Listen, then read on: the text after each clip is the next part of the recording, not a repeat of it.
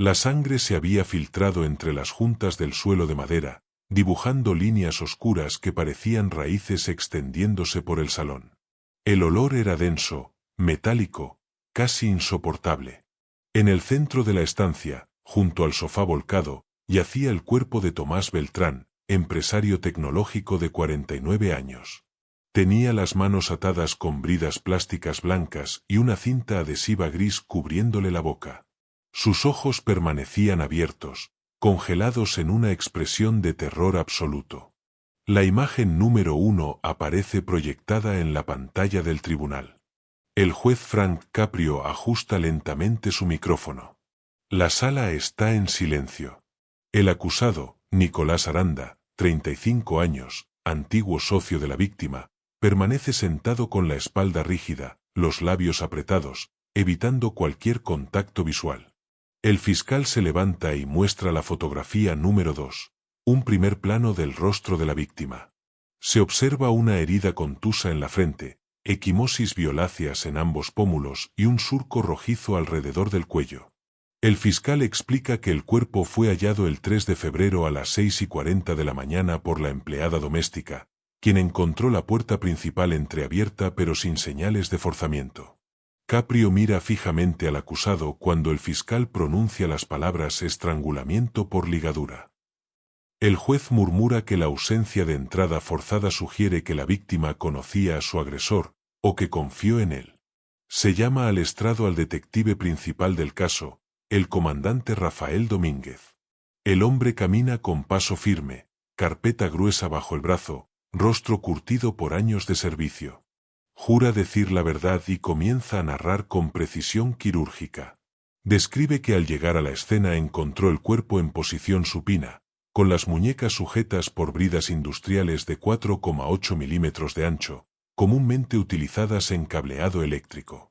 Explica que cada brida fue fotografiada antes de ser cortada, y que los extremos fueron preservados en bolsas de evidencia selladas con cinta inviolable numerada.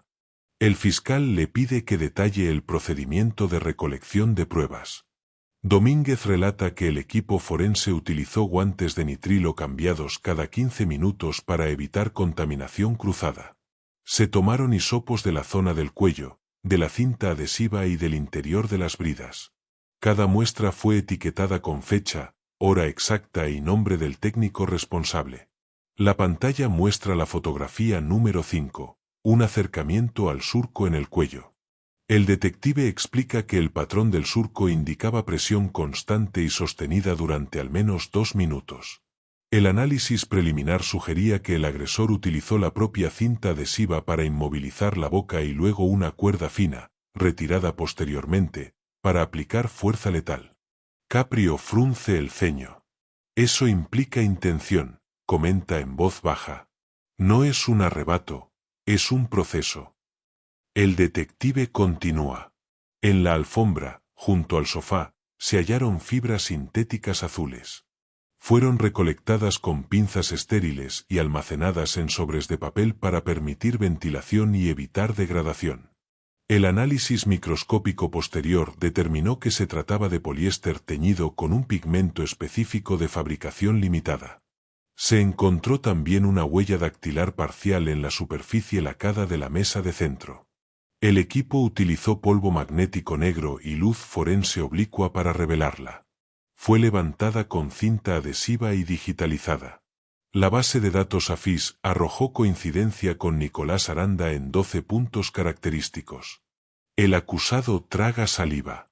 El juez Caprio lo observa directamente y le pregunta si estuvo en la casa esa noche. Nicolás responde que sí, pero que se marchó tras una discusión comercial alrededor de las 10.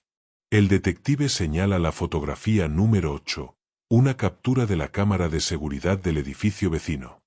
Se ve claramente a Nicolás entrando a las 9:14 de la noche y saliendo a la 1:03 de la madrugada. El forense estableció la hora de la muerte entre las 12:30 y la 1 de la madrugada, basándose en la temperatura corporal, rigidez cadavérica incipiente y análisis del contenido gástrico. El fiscal pide más detalles sobre la hora de la muerte.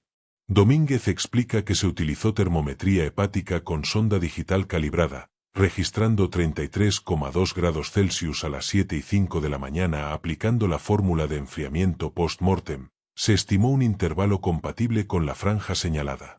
Caprio asiente lentamente. Cada dato parece cerrar el círculo. El detective revela que bajo las uñas de la víctima se hallaron células epiteliales masculinas. El laboratorio realizó extracción de ADN mediante método Chelex, amplificación PCR de 20 LOCI STR y comparación con muestra de referencia obtenida del acusado por orden judicial. Coincidencia del 99,999997%. El fiscal se acerca al jurado, enfatizando que la probabilidad de que ese perfil pertenezca a otra persona es estadísticamente insignificante. Domínguez añade que en el maletero del coche de Nicolás se encontró una bolsa con herramientas. Entre ellas, un paquete idéntico de bridas industriales, mismo fabricante, mismo lote de producción, confirmado por código impreso microscópico en el plástico. Caprio levanta la vista hacia el acusado. Señor Aranda, ¿cómo explica eso? Nicolás responde que siempre lleva herramientas por su trabajo. Su voz es temblorosa. El detective describe entonces un hallazgo crucial. En el fregadero de la cocina de la víctima se encontraron restos de sangre diluida. Se aplicó luminol, revelando manchas limpiadas apresuradamente. El análisis químico confirmó que la sangre coincidía con el grupo O positivo de la víctima. En la esponja hallada en el cubo de basura se detectó ADN mixto, de Tomás Beltrán y de Nicolás Aranda. Un murmullo sacude la sala. El fiscal solicita que se proyecte la fotografía número 12. Un primer plano de la cinta adhesiva retirada del rostro. En la parte interior se identificaron huellas labiales parciales de la víctima, y en el borde exterior, una impresión latente compatible con el pulgar derecho del acusado. Caprio ajusta sus gafas. Su expresión es grave. El detective explica que la presión ejercida en el cuello generó fractura del cartílago tiroides. Ese dato será confirmado por el médico forense. La doctora Elena Vargas toma el estrado. Describe con precisión clínica la autopsia realizada 14 horas después del hallazgo.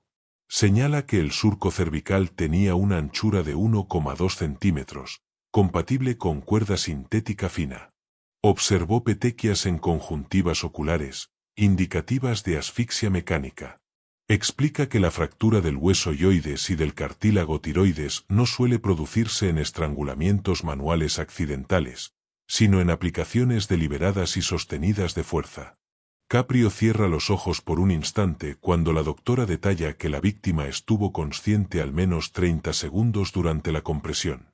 La médica añade que las equimosis en el rostro correspondían a golpes previos, probablemente para incapacitarlo. En el cuero cabelludo se detectó una hemorragia subgaleal producto de impacto contra superficie dura, posiblemente el suelo. El fiscal pregunta si la muerte pudo ser accidental. La doctora responde con firmeza que no. Que la combinación de ataduras, golpes y estrangulamiento evidencia homicidio intencional. El acusado baja la mirada. Se llama a declarar a la empleada doméstica. Con voz quebrada relata cómo encontró a su empleador. Dice que la noche anterior escuchó gritos amortiguados pero pensó que era una discusión. Caprio la escucha con respeto y le agradece su valentía. Luego comparece un vecino que afirma haber visto a Nicolás salir alterado, con la camisa desabrochada y una mancha oscura en la manga. El fiscal presenta mensajes de texto enviados días antes. Me robaste mi empresa, me lo pagarás. La pantalla ilumina la sala con esas palabras. En un momento de tensión, Nicolás pide hablar.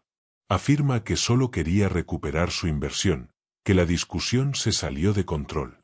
Caprio lo interrumpe suavemente pero con firmeza, diciendo que atar a un hombre y asfixiarlo no es una discusión fuera de control, es una decisión. El silencio es absoluto. Tras horas de testimonios y exposición de pruebas, el juez Caprio se inclina hacia el micrófono.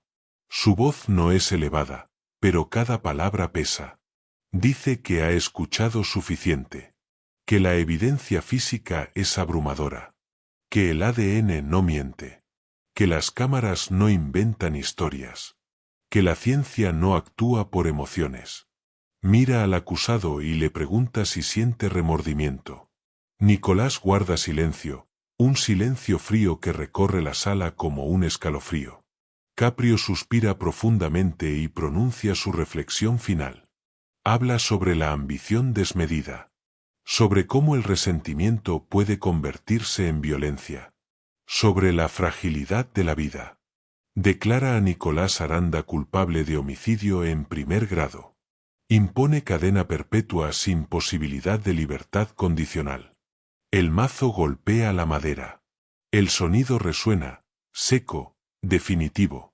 Y en ese instante, mientras el acusado es esposado y conducido fuera de la sala, queda claro que no solo terminó un juicio, terminó la libertad de un hombre que decidió que el poder valía más que una vida.